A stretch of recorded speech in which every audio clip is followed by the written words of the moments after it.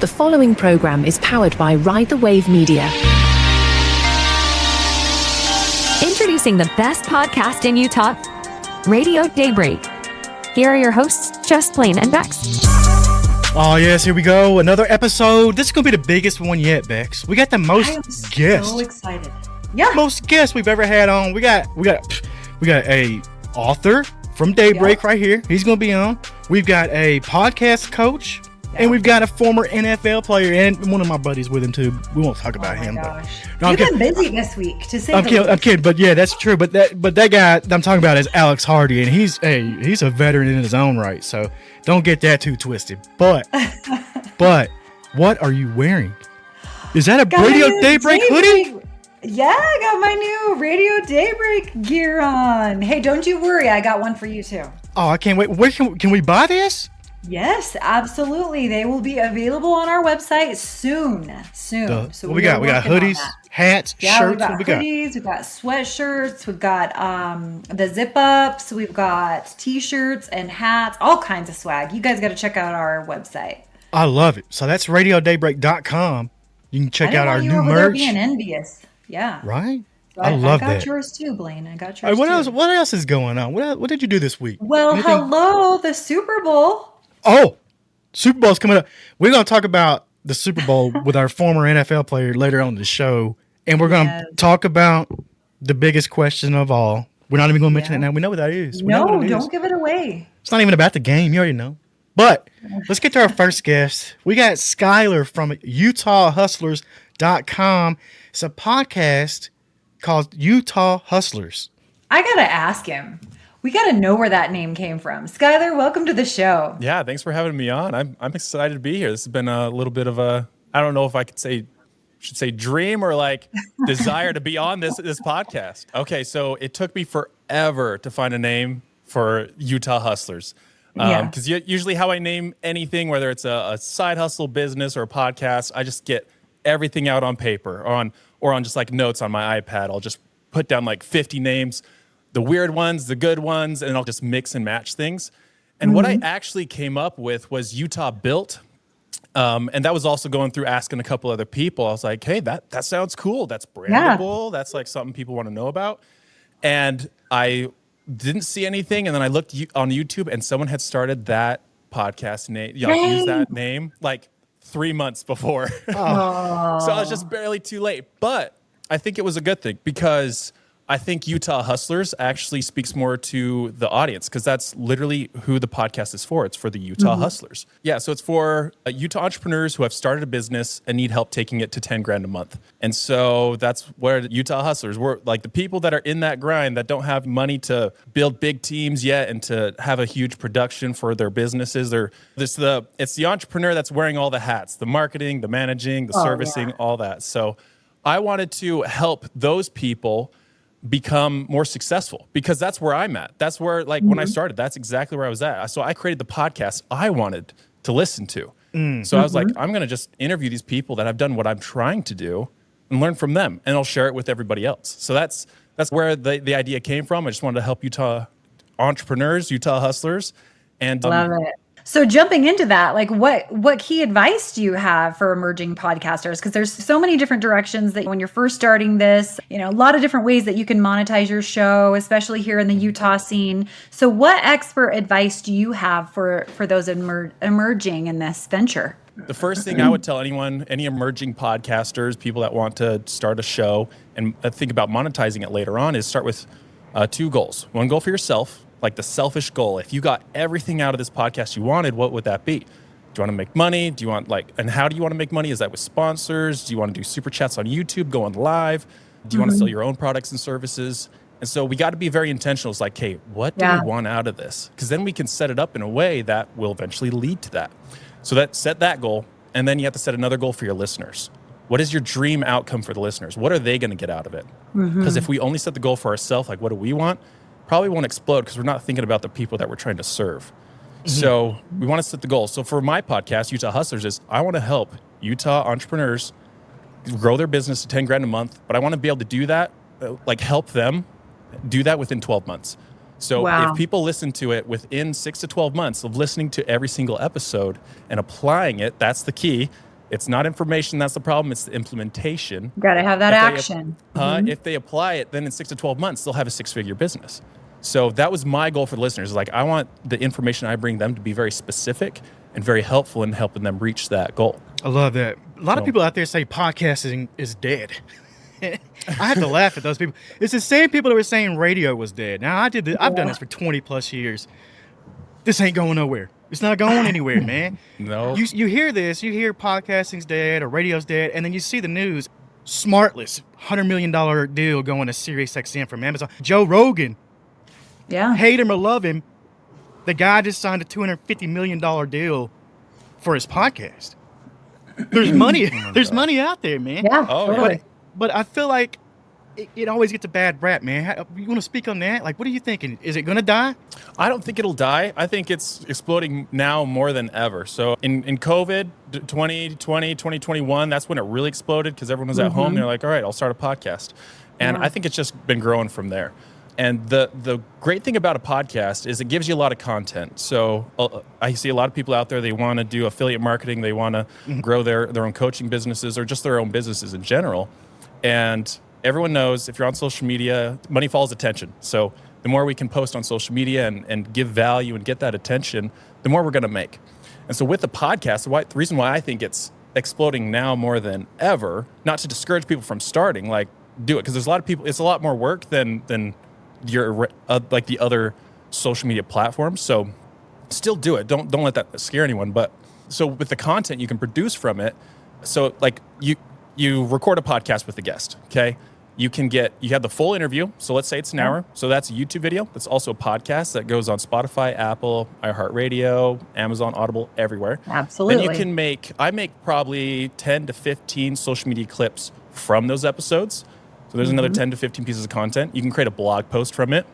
And I actually use AI to create my blog post. So I have AI tools that transcribe the entire interview, and then it turns it into a blog post. So there's a blog post, and that helps with SEO, getting people to our websites.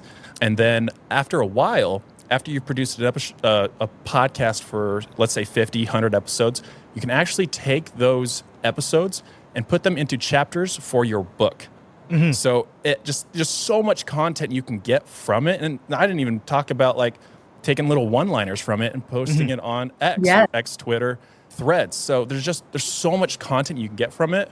So I think that's why it's exploding more than ever, is because you can do one thing but have content for 2 to 4 weeks. Exactly. Absolutely. So that recycle, repurpose, reuse, work smarter, not harder, right? Hey, Like, I was the repurpose king in radio. We were literally talking about that before you came on. Yeah, we were. Like, I'm always looking for ways to reuse content because you never know who missed it the first time, or you never know what it might catch on this time. Like it always comes across different to see a lot of that content. Now, what led you to want to do this? Like what's your personal journey to get here?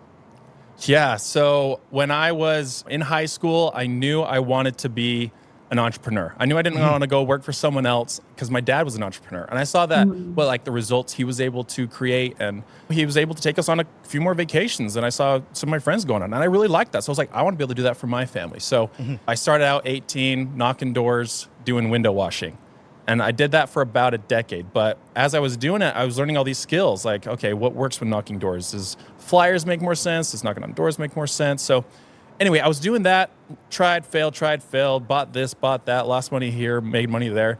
And so I did that for a long time and started a bunch of different side hustles, flipped furniture. I bought and sold cars for a while. It was that's actually funny because my parents, I would buy cars when I was 19, 20, and in the intention of keeping it if it didn't sell, but if it did, great. But they're always like, oh, it's not an investment. Like, you won't make money on a car. And I made I think the most I made on a car was I think I made $2,000 in 2 weeks off of a car. Wow. And for 19, 20-year-old, I was like, that's a lot of money. Yeah, for sure. 19, 20, you're ready to retire. Yeah. That's right. Exactly. So you are the very definition of a hustler. So your own personal journey, it sounds like, started off early with this hustle. Yeah, I would buy stuff off eBay, sell it locally on KSL, Facebook Marketplace, and but as I was doing like the window cleaning, I would listen to podcasts nonstop, just like, hey, I might as well learn while I'm working, making money. So after so long of listening to them, I would find myself asking the questions that the host was asking their guests. Like I would ask it, and then they would ask it immediately. And I was like, okay, maybe I should be a podcast host. And I don't know if that was just like some special intuition I had. I don't think so. I think anyone can do that. But after a while, this idea of like starting a podcast came into my mind because I was also going to personal development seminars, did a bunch of one-on-one coaching, a lot of different things like that. And so I bought all the equipment. It sat in my closet for about 3 months. And then I was just like learning off of YouTube, the University of YouTube. It took like so long because everything's so unorganized on YouTube. So it took forever to learn. But eventually I learned it, started with a friend, and started a couple different shows since then. But that's like how it got started, my idea for a podcast. And eventually it led into starting Utah Hustlers, which is what it is today. Nice. And now you've got a physical studio too, right? Yeah. So I have a studio in South Jordan that I record in. But yeah, I built it for me, and it was just like, hey, if other people want to use it, come use it. So I built it with kind of some customizations in mind with the lighting and banners you can put up and things like that. And recently built out another podcast set for people to use. And that's the one I'm sitting in now. And a lot of people are liking it more. I'm liking it a little more because it's a little brighter. But hey, we saw those pictures. Yeah, we're seeing it now, but we saw those pictures on social. It's nice. Hey, nice digs. So if you got anybody out there that wants to come down there and check it out, what do they got to do? Best way is probably go on Instagram or Facebook and you just type in Utah Podcast Studio. Hit me up there. And yeah. You can also find out more at utahhustlers.com. That's Skylar's website. And I noticed that you're on a short break from your podcast. When can we expect it to come back? Let's see, January, February, March. I think I was shooting for March is when I'll have it back. So I'm still doing interviews, still editing. I just wanted to get more ahead of schedule. And I was spending so much time on the podcast that my business is hurting the business a little more. I need to just put a little more time into that. And so I was like, hey, well, this is a lot of information. I have so much to apply for myself, and hopefully the listeners do too. So I was like, okay, I'm going to take a little break. I'll keep doing the interviews and just get more ahead of schedule. So that way I don't feel so, bombarded. Yeah, stretched thin. Yeah, exactly. Blane and I have been there, Skylar. You are talking our language right now. So that's great stuff, man. And me and you have to be in touch because it sounds like we got a lot of crossover here. So I want to help you, help me, help you. We can help each other. I'd love it. Right? We always talk about collaboration. And this is a business. So you talk about having your systems, your tools, your people, your leverage in place. Hey.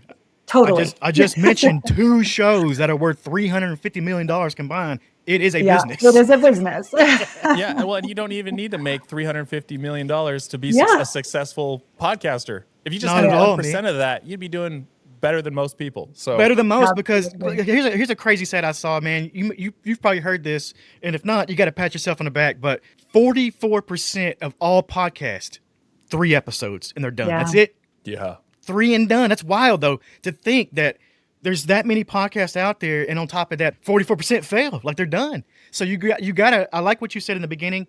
Basically, treat it like a business before you start. You can't think, oh, well, maybe something will happen. No. If you think that way, you're going to end up in that 44%. If you ask me.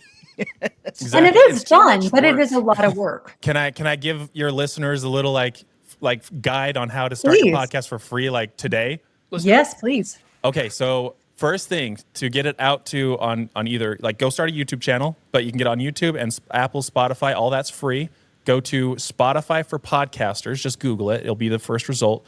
You can set up your podcast account. It'll be connected to your Spotify account. And then from there, you download the app on your iPhone or Android, and you can start recording straight from your phone. Talk about something you're passionate about, and you can just start for free. And then if you're like, hey, this is something I want to do more, then hey, I'd love to help you. You guys probably have great advice for podcasters too. So it's easy to start for free. You just got to know where to go. I love it. All right. That was Skylar from Utah Hustlers, the podcast, utahhustlers.com. Man, that's a great interview. He had some great insight. I loved it. Loved his passion.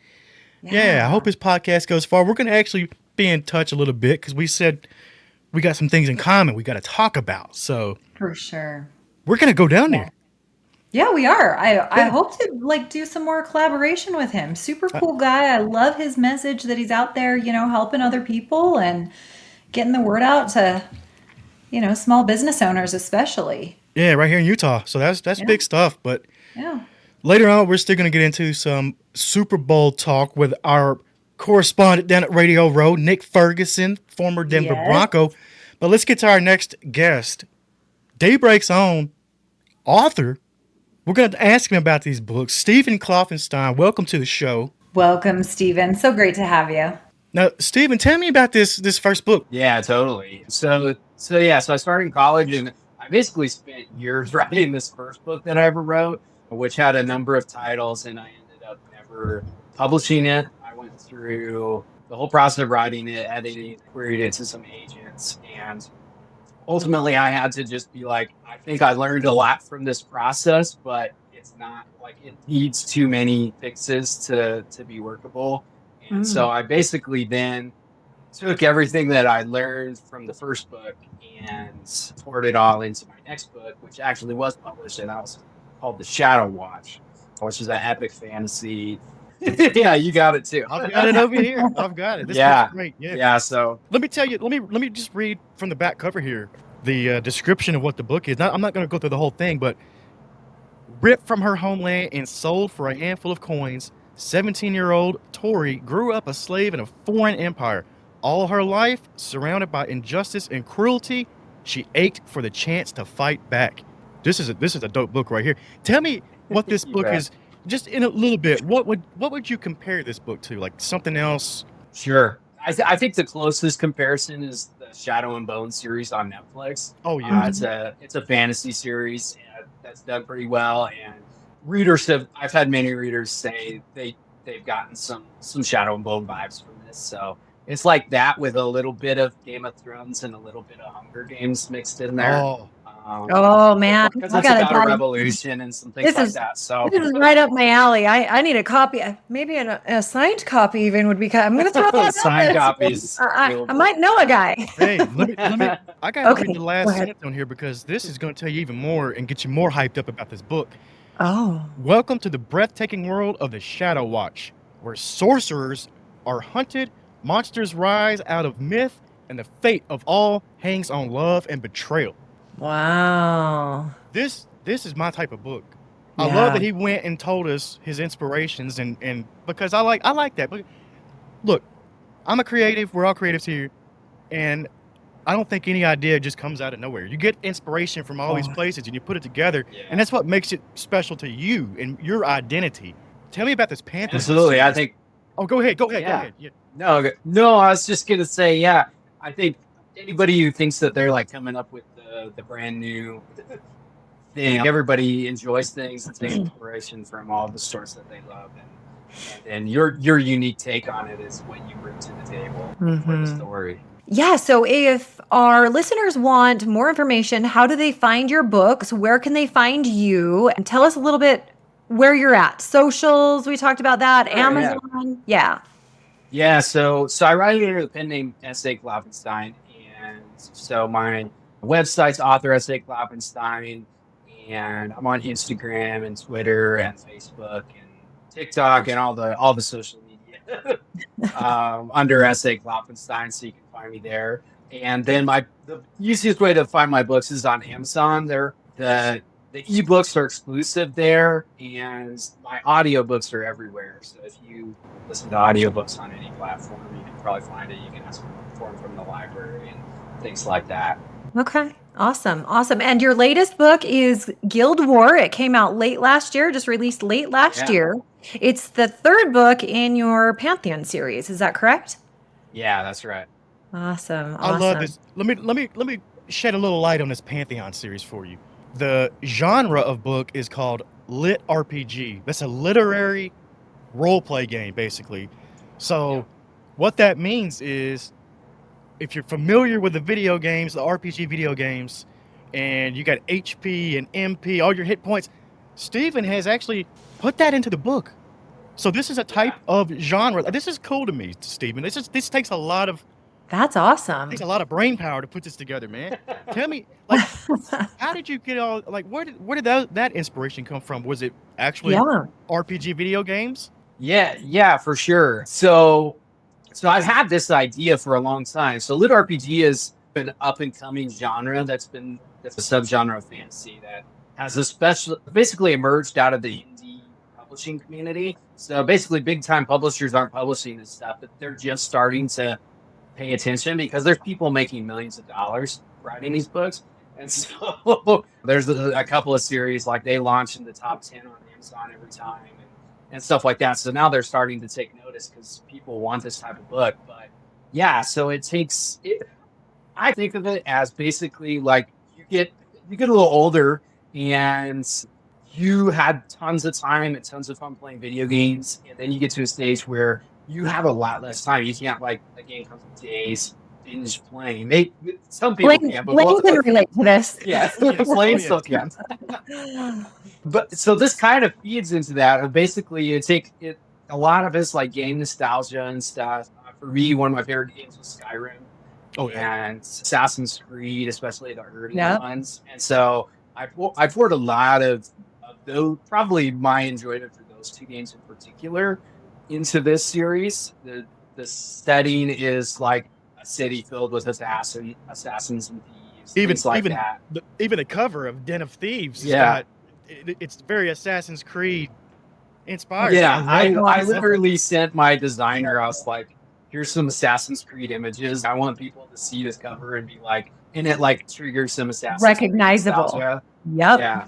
Yeah. And so that was totally what I was going for. The actual storyline of the series is very, very different from Assassin's Creed, but just some of the gameplay, some of the action and stuff still touches on those vibes, and then there's some dashes of just some kind of classic fantasy stuff mixed in there too. That World of Warcraft, Assassin's Creed, yeah.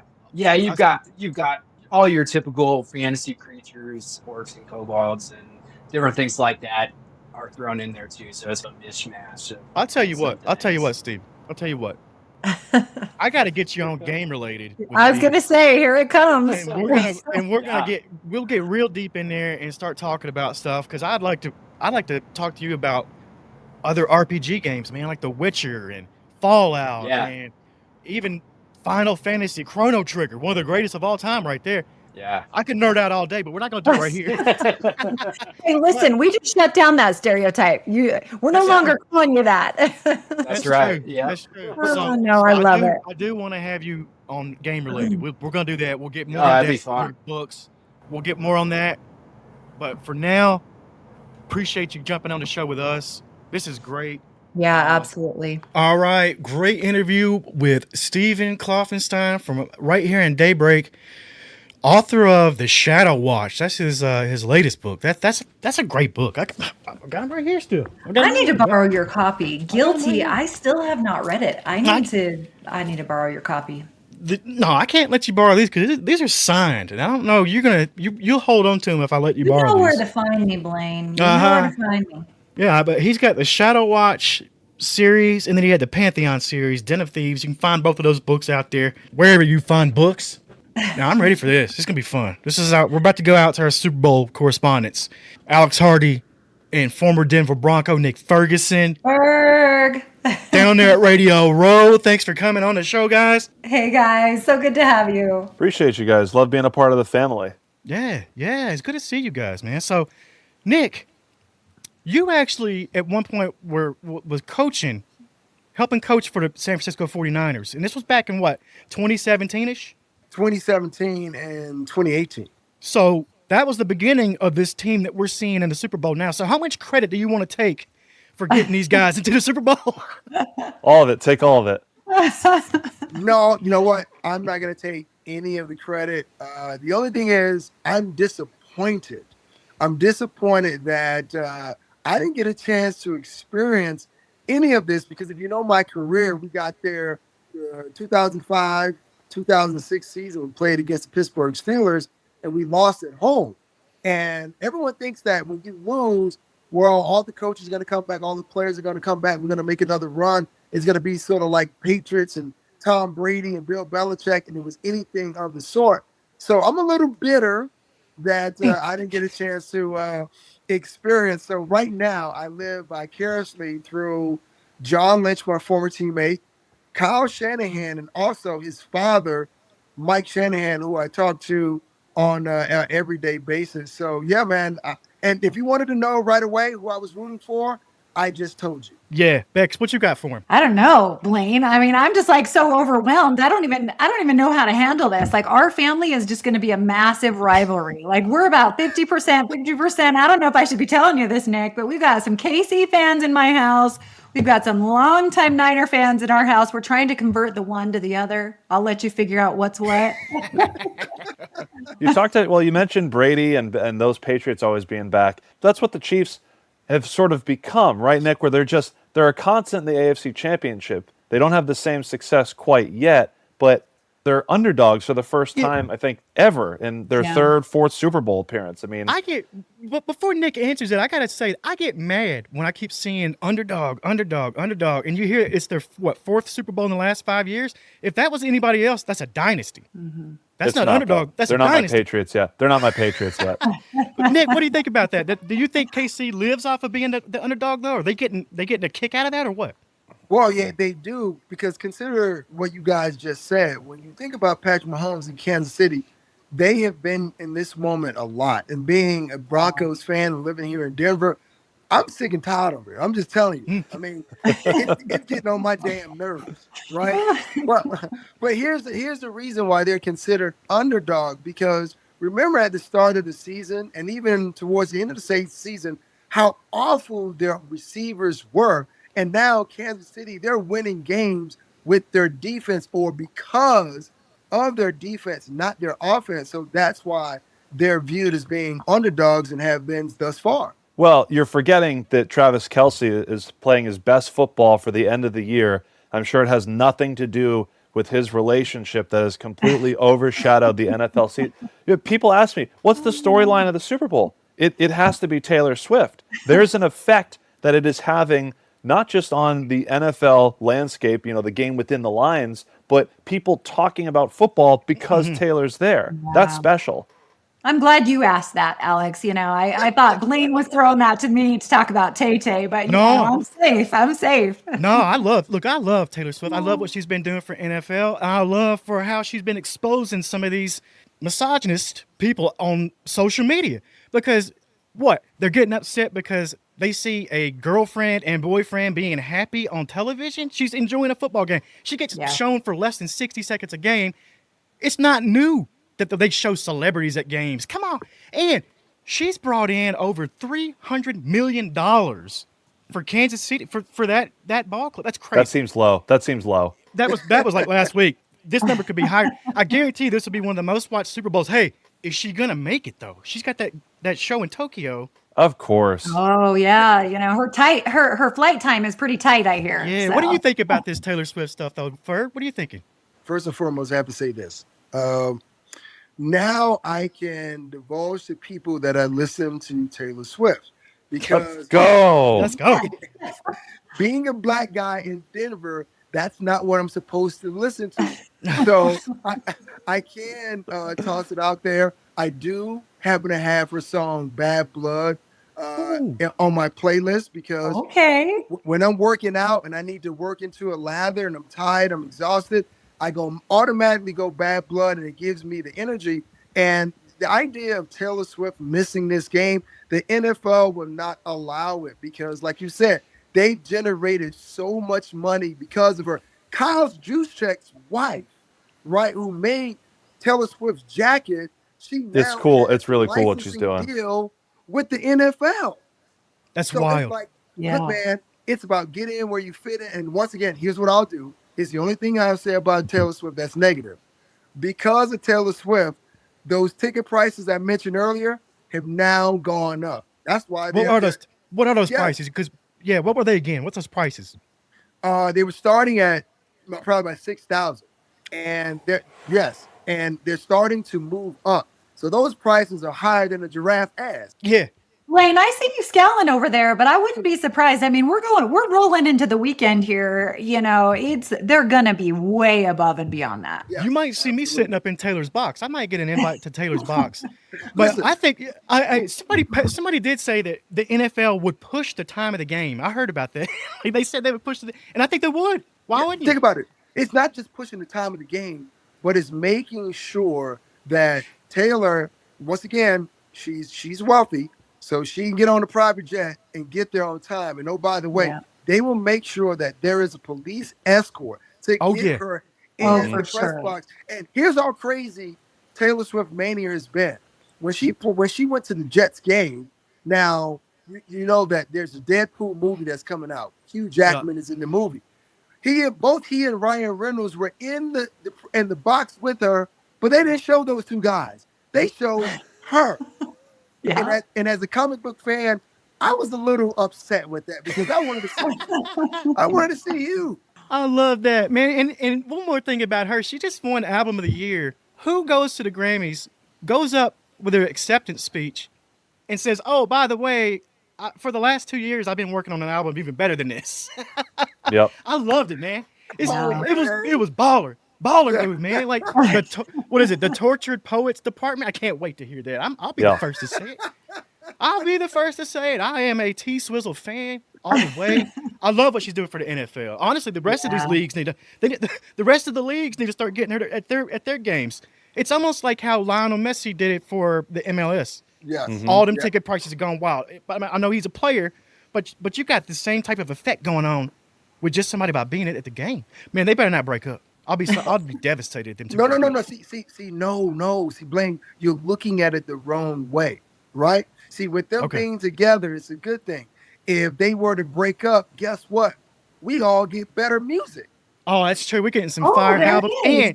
And Travis Kelce probably put up some MVP numbers. He out there taking out the aggression on the field, So I wouldn't doubt it a bit.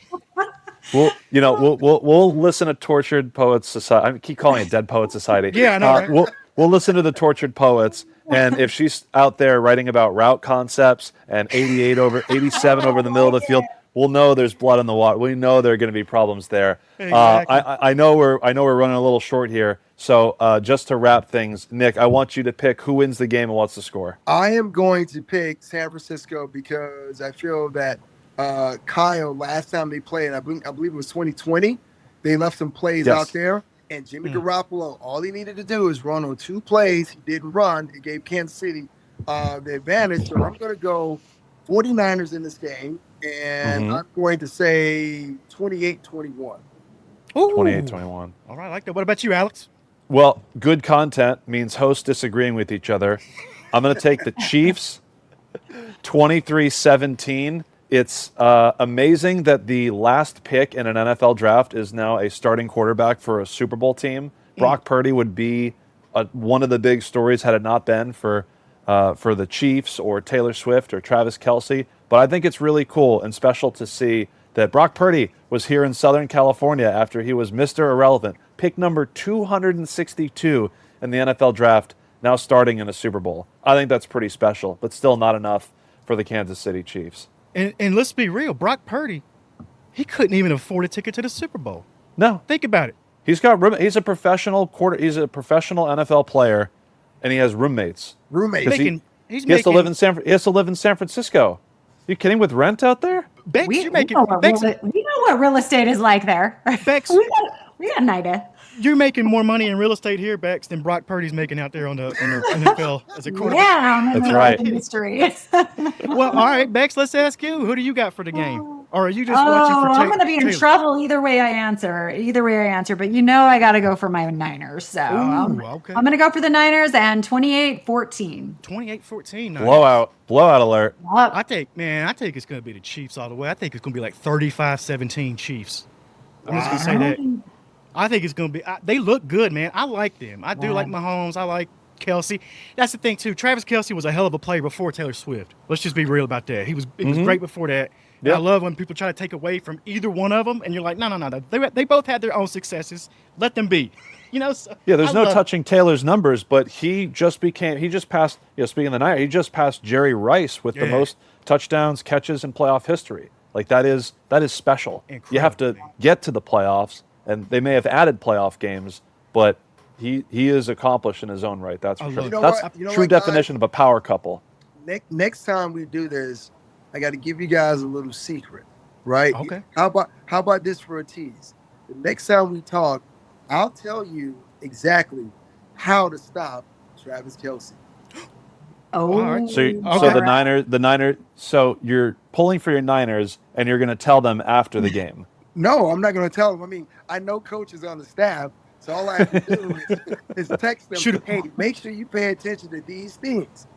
I love Okay. that. All right, don't tell us ahead of time there because you don't want to get the game plan. So text that out, and then we'll talk to you again, and we'll see how it worked out. But I appreciate you guys jumping on with us. It's Nick Ferguson and Alex Hardy. They got their own show right here. We don't even have a name for you guys' show yet, but we will. It's just Alex and Nick. We had too much to say. We let the cat out of the bag. They don't need a name. They've got the name. My name, yeah. Our name is Nick Ferguson. He's the name. That's true. No. You can just call us those guys. Those guys. I like that. I like that. Those guys. Here's those guys with us again. Appreciate you guys jumping on. This has been fun. Yes. The next time we talk too, we're going to have Nick Ferguson is going to actually host his own relationship show here at one point too, because I like it. he gives great relationship advice. That's not. I'm not even kidding about that. He led me to my I wife. learned something new about you. All right, I'm all ears. We've got to listen to him. Seriously, if it hadn't been for Ferg, I might not have ended up with Lindsay. No joke. That's wild. Oh, okay. I don't even know that story. Oh yeah, it's out. There's my tease. There's my tease for the next time. Appreciate you guys jumping on, Great to man. see Thank you guys. Thanks Becks, again. Blane, thank you both very much. All right, that was Nick Ferguson and Alex Hardy, host of the sports show here. It's called Those Guys. You heard it. They call it Those Guys. That's what we're going with for the name. So that was Those Guys at Radio Row.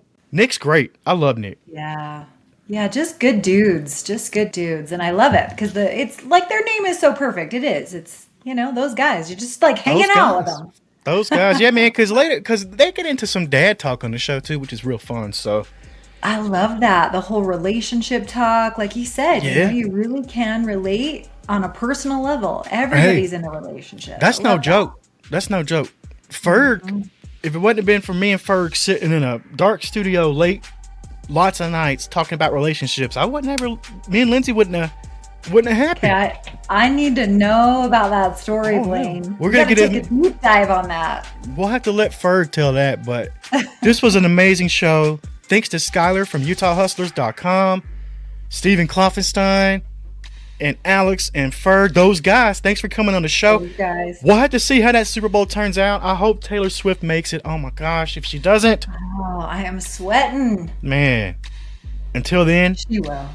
RadioDaybreak.com. Go buy some merch. We'll see you guys next week.